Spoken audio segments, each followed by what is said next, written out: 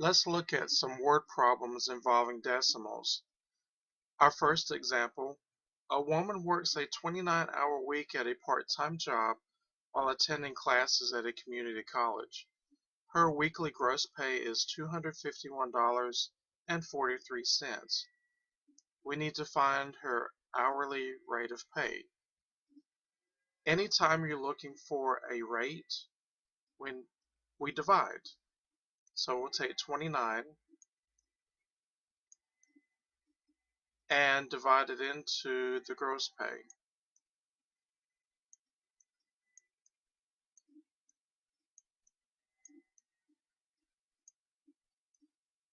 First up, figure out how much 29 can go into 251. Right, that will go 8 times, giving us 232.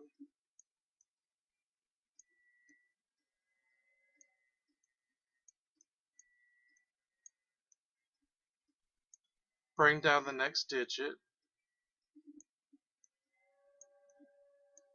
29 can go into 194 6 times,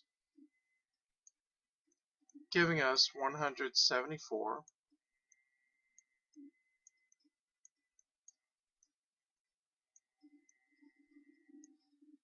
Bring down the last digit.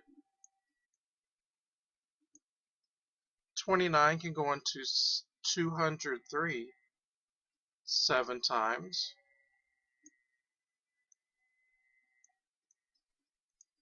which would be exactly 203. So the woman's rate of pay would be $8.67.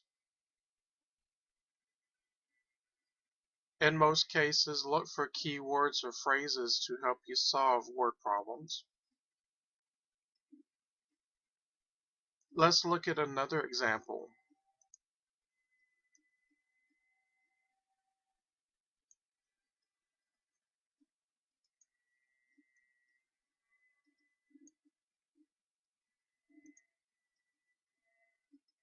We need to find out the total amount of purchases. The keyword is total, which means, of course, to add. So we'll add all of these dollar amounts together.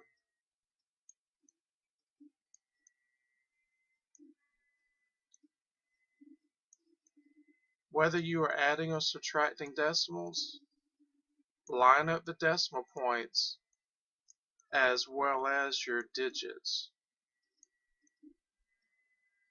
And if there is a whole number, put the decimal behind the last digit in the whole number and add zeros where needed.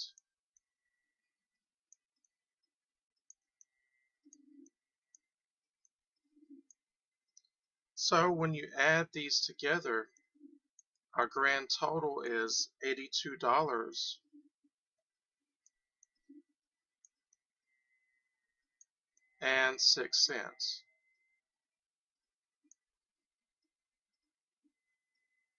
Add or subtract carefully along the way.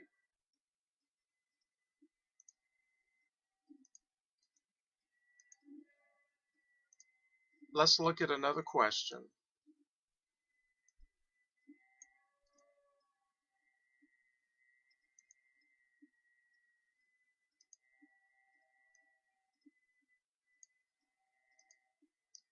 Martisha Jones purchased a jacket for $49.85 and a shirt for $19.20.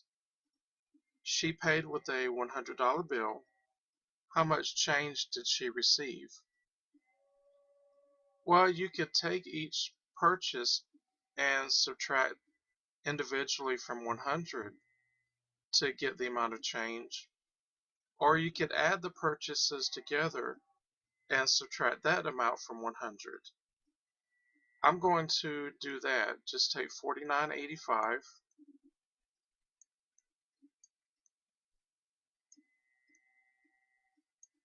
plus $19.20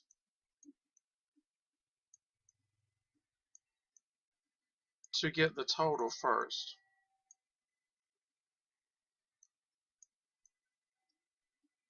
So the total is $69.05.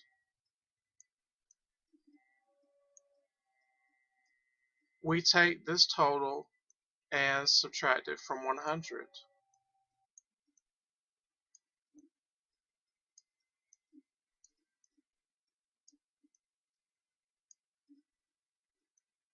Remember, the minus sign is mandatory here, so make sure you include it, and we'll subtract carefully.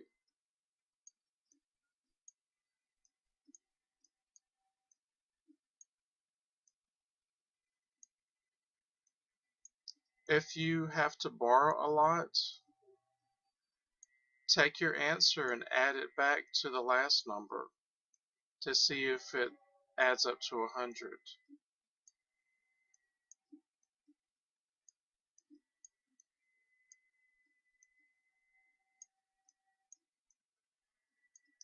So Martisha would get back $30.95.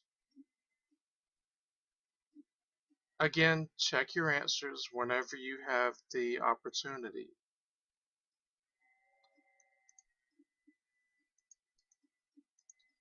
Let's look at one last question.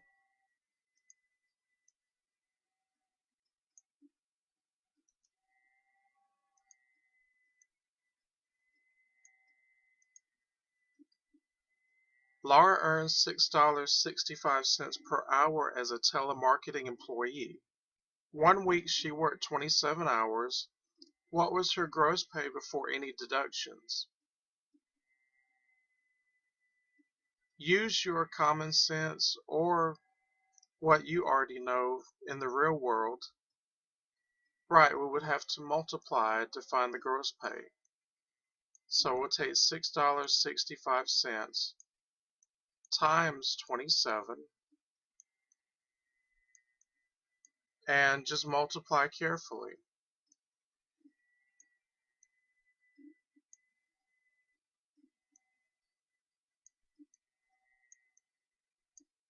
Add zeros if needed.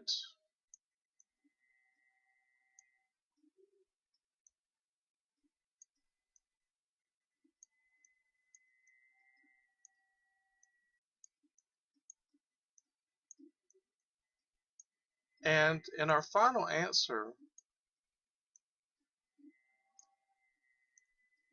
where would you place the decimal point? Correct, it would go between the 9 and the first 5. So therefore, Laura's gross pay before deductions is $179.55. So again, not every word problem has a keyword or phrase to help you. Sometimes you have to rely on your own real-world experience.